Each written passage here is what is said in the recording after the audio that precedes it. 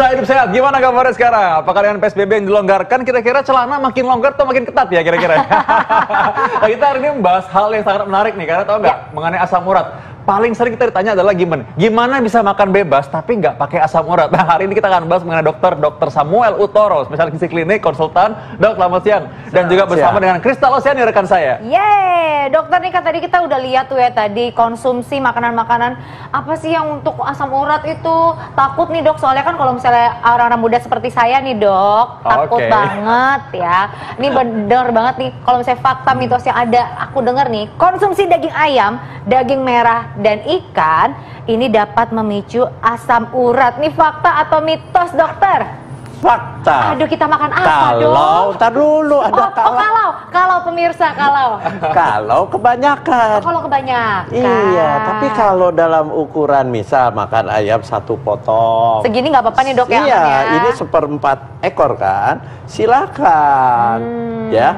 Ini fakta sekali. Begitu juga apalagi daging merah. Anda kalau makan steak, yang repot kan ada yang 400 gram. Sediaannya ada yang 500 gram. Nah itu yang nggak boleh. Oh gitu. Karena tubuh manusia butuh protein. Protein hewani dan protein nabati. Berarti berarti ini aman nih dok kalau segini? Loh aman, tapi ini jangan semua dong. Makanya nih aku suka bilang nih sama ini semua nih. Nah, jangan, aman kan nih. tapi jujur aku sebagai pecinta daging ya dok, segini tuh kurang. Hah? Kurang? Oh, dokter, Ya, hati kamu. Tapi ini kalau disatuin kan jadi kayak steak gitu dok, ya nggak sih? Iya. Jangan berlebihan, satu itu. Kedua, kita harus tahu diri kita sendiri. Bagaimana metabolisme atau pembakaran purin di dalam tubuh kita. Karena seperti daging ayam, ikan, protein itu tinggi akan purin. Kalau dia metabolismenya sudah jelek, akan kebentuklah asam urat. Tapi kalau kayak seperti kamu, tadi kamu ngobrol katanya semua bagus. Labnya bagus, aman-aman aja. Oh, aman-aman aja. Aman. Tapi idealnya nih dok, idealnya kalau misalnya kita makannya tuh harusnya berapa banyak sih idealnya? Supaya kita nggak kena asam urat ya kan? Ya, idealnya sesuai sesuai kebutuhan kita. Protein itu sebenarnya sumber protein harus kita asup, kita makan dalam sehari itu paling enggak 60 gram buat jaga kesehatan. 60 gram itu tinggal diterjemahkan. Si ayam 1 potong proteinnya berapa? Sekitar antara 7 sampai 9 gram protein. Begitu juga daging merah itu 1 potong ini antara sekitar 7 sampai 9 gram. Tapi kalau makan nasi padang biasanya makan rendang, makan ayam sama telur langsung jadi satu sekalian. Itu yang bisa berlebihan. Apalagi makan ayamnya 2-3 potong. Iya, aku kalau ke rumah makan padang nih dok, makan rendangnya 2, ayam bakarnya 1, ayam popnya 1. Jadilah lengkap. Tapi kalau metabolisme asam urat kamu bagus, ya no problem. Jadi pernah cek dulu berarti segatnya ya. Yang penting kita harus tahu berapa. Kalau kita nggak pernah cek, kita nggak pernah tahu. Kadang-kadang orang bilang saya asam urat, padahal dia nggak pernah cek. Nah, sekarang ngomong tadi mengenai masakan yang kita bisa makan ya. Kadang-kadang yang enak itu adalah jeroan. Nah, jeroan ini katanya kalau misalkan kita tahu dia memiliki kadar purin yang tinggi dan jika konsumsinya cukup banyak, ini kan bisa mengakibatkan asam urat. Ini fakta atau mitos? Fakta. Belum selesai saya ngomong fakta itu. Iya, soalnya udah gregetan. Jadi ini no ya dok ya, ini tidak boleh ya? Boleh. Boleh. Tapi buat orang yang sehat, tidak metabolisme asam uratnya normal, tapi jangan berlebihan tetap. Gitu. Itu. Jadi jangan terlalu takut juga. Waduh, saya nggak boleh ini, nggak boleh. Gara-gara kok sendinya agak sakit. Kalau agak sakit udah pikirannya, wah asam urat nih. Belum tentu. Kalau misalnya orang-orang asam urat nih, kira-kira berapa banyak tusuk sate dok untuk dimakan? Yang idealnya? Yang idealnya jeroan, yang penting mindsetnya harus dirubah dulu. Anda sudah ada gangguan asam urat, Anda tidak boleh makan jeroan. Tidak boleh ya? Tidak boleh, itu mindset. Dalam prakteknya, kalau Anda mau makan 1 tusuk boleh. Iya, jadi ada limit batasnya dan itu menyesuaikan dengan kondisi tubuh kita. Nah, kalau misalnya nih dok, ceritanya nih, misalnya saya asam urat, makanlah 2 tusuk usus ini, terus udah gitu karena takut, aku netralisir lah dengan buah, dan juga aku netralisir dengan sayur, bisa nggak dok? Bagus sekali. Oh bener. Bagus, tapi ya tetap jangan kebanyakan. Tapi makannya buahnya dulu atau sayurnya dulu. Kenapa? Karena di buah dan sayur itu tinggi serat. Nah, serat itu nanti akan mengganggu penyerapan asam urat di saluran cerna kita. Ganggu penyerapan gula, ganggu penyerapan kolesterol, lemak jahat. Jadi makannya buah dulu atau sayur dulu, baru dimasukin. Nah, ini jangan sampai nanti di-cut ya, nanti dibilang kalau ini oh boleh semua makan boleh nanti ya. Tadi ada syaratnya ya dan ketentuan berlaku. Nah itu dia, sehat itu pasti mahal katanya, tapi kalau sakit lebih mahal lagi ya. Tadi kita tahu ya namanya Tofus atau Tofi, itu kalau misalkan, jangan dibalik itu Vito ya, Tofi ya. Tofi itu kalau kita lihat adalah benjolan atau sepancap seperti benjolan di dalam jari-jari kita, dan itu akibat dari asam urat yang tinggi. Dan tadi ingat juga bahwa orang takut sekali namanya orang kalau gagal ginjal, karena bisa bengkak-bengkak, nanti hipertensi dan lain-lain.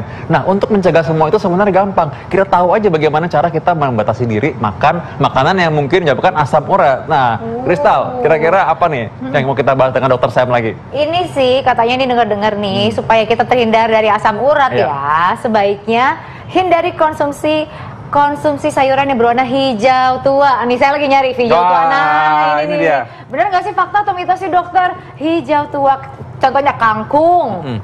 Mitos kalau Anda ada gangguan asam urat tapi kadarnya nggak terlalu tinggi, hanya 7. Ya, tapi buat pasien-pasien, orang-orang yang ada gangguan asam urat, kalau dicek asam uratnya di atas 10, itu menjadi fakta. Itu menjadi bagian yang harus dihindari. Emangnya asam urat kita tuh batas normalnya berapa sih dokter? Biar batas normalnya itu cuma 6, kalau wanita 5,4. Oh, wanita 5,4 lagi. Iya. Jadi nggak boleh lebih. Kita berapa? Kita udah pernah cek belum? Aku, nanti langsung lah. Nanti kita cek abis ini ya. Nah kayak kadang-kadang orang itu kan gini dok, takut misalnya dia bilang katanya untuk kesehatan jantung perlu makan sayuran. Sedangkan saya ada asam urat juga, jadi boleh makan sayuran yang mana apa enggak, gimana? Jantung memang benar sekali harus banyak makan sayur, makan buah. Kalau dia ada gangguan asam urat dan kadarnya tadi saya bilang di atas 8, berarti Anda harus pilih sayurnya yang tidak warna hijau tua. Seperti apa? Nih, yang putih-putih. Oh gitu. Semua. Berapa banyak dok? Bebas kalau banyak kan boleh bebas. Iya. Yang penting pemirsa di rumah harus tahu kalau misalnya Anda itu adalah mempunyai penyakit asam urat, jangan mengkonsumsi sayuran berwarna hijau tua ya. Yang terlalu tinggi kadarnya. Ada catatannya lagi. Tuh, garis bawah yang terlalu tinggi kadarnya. Pokoknya yang amannya adalah sawi putih, sayuran berwarna putih. Nah, kalau misalnya merah-merah gitu dok? Boleh. Yang lobak merah dok, nggak apa-apa. Silakan. Nawar mulu nih. Maklum, ibu-ibu kan sukanya nawar.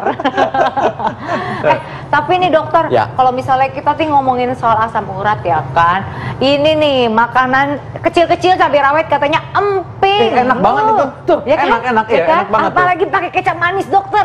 Oke, gimana caranya makan emping tapi tetap aman nggak asam urat? Gimana dok? Gimana dok?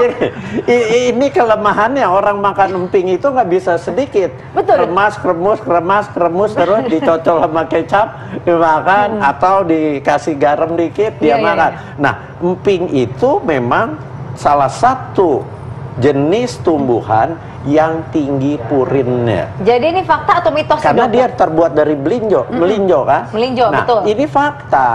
Hati-hati, apalagi Anda makannya dalam bentuk emping. Kalau cuma melinjo di sayur asam, Anda mecahinnya dia udah susah. Paling sedikit nggak apa-apa, tapi begitu dia ngegado emping, di situ yang menyebabkan asupannya berlebihan, terjadilah penumpukan asam urat. Kalau empingnya larut dalam soto kan udah larut, kita nggak lihat lagi empingnya. Iya, nggak sengaja dok, nggak sengaja. Sama aja. Nggak bisa kita itu berapa emping yang larut dalam soto. Sama Berapa banyak dong dok boleh makan empingnya? Emping kalau cuma di soto, paling tukang sotonya masukin 4-5 lembar emping yang kecil-kecil. Yang yang nggak boleh biasanya makan soto itu udah soto ada emping, minta tambah emping dong 1 piring, dikasih sambal, dikasih kecap, sambil makan soto sambil makan emping lagi. Apalagi, itu yang berbahaya. Apalagi nonton-nonton sinetron ya kan, ada wah sepiring melinjo pakai kecap manis. Pemirsa Hidup Sehat semua yang lagi sedang mangku toples emping tolong masukin dulu semua ya. Aduh, oh ini dok, aku juga dengar-dengarnya dok, ini konsumsi kacang-kacangan nih bisa mengakibatkan sakit asam urat. Fakta atau mitos dokter? Mitos kalau dia yang tadi saya bilang, metabolisme asam uratnya normal.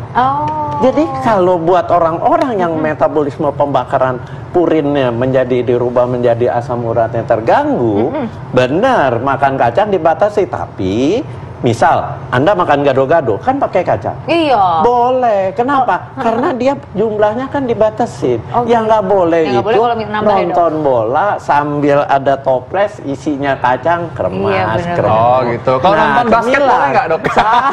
Sama aja. Basket juga lama. Kalau peye dok, peye kacang kan itu enak banget dok. Peye kacang kalau cuma peyenya 1 lembar seukuran gini boleh. Tapi kalau peye taruh di toples juga terus rasanya yang renyah garing, dia nggak berasa, kremas hampir setengah toples, itu yang nggak boleh peye kacang. Gitu. Oh ini jadi ayam kremes jadi nih.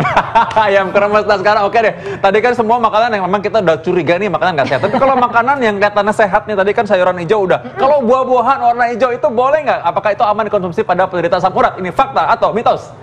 Boleh. Boleh. Boleh. Fakta jadi dok. Mitos dong. Mitos. Kalau dia boleh. Yang tadi kan bahaya kalau ada buah-buahan yang bisa menyebabkan asam uratnya tinggi. Nggak ada. Buah-buahan silahkan makan. Walaupun warnanya hijau ya dok? Semua aman. Apel warna hijau, makan nggak apa-apa. Kenapa? Karena seratnya juga dia tinggi. Tapi kalau misalnya kita udah kena asam urat nih dok, walaupun rasanya tuh agak sedikit nyeri-nyeri manja ya dok ya, itu katanya bisa ngilanginnya tuh dengan cara kita olahraga sama makan buah. Fakta bener gak sih dok? Nih langsung fakta mitos aja. Bener gak sih dok? Nggak bisa. Soalnya kadang-kadang nih dok, saya mau curhat nih dok, kadang-kadang nih dok suka agak-agak nyeri gitu, apalagi pakai heels ya kan? Iya. Itu sih cuma otot kakinya. Kamu dipijat-pijat. Jadi orang nih suka salah sangka nih. Ada kerasa pegel-pegel, linu-linu di kaki, di sendi, terus pikir, asam urat saya tinggi nih. Terus mulai dah menghindari makan. Enggak, bukan begitu. Yang penting Anda periksa dulu penyebab pegel-pegelnya apa, kayak Krista. Pegel-pegel mungkin aja, lihat aja sepatunya haknya seberapa tinggi. Itu pasti dia pegel. Habis pakai dalam hitungan jam. Jadi belum tentu asam urat. Jadi jangan takut, jangan keburu takut dulu. Kita harus tahu dulu kondisi tubuh kita bagaimana. Ya, pernah cek dulu. Itu usia aja kali mungkin kita lihat. Oke. Makasih dokter. Kita sekarang tahu bagaimana cara kita memilih makanan. Nah, habis ini tuh kita ada makanan yang memang katanya dari ramuan tradisional. Ini katanya bisa, kira-kira bisa nyembuhin asam urat nggak ya? Bisa nggak ya? Tapi katanya nih dia itu manis-manis kayak aku, ya kan? Nah, tapi ini rempah-rempah Indonesia yang legendaris. Nah, kita akan langsung meracik di meja hidup sehat yang pastinya ini untuk mengatasi berbagai penyakit. Kira-kira apa ya? Makanya jangan kemana-mana, tetap di Hidup Sehat.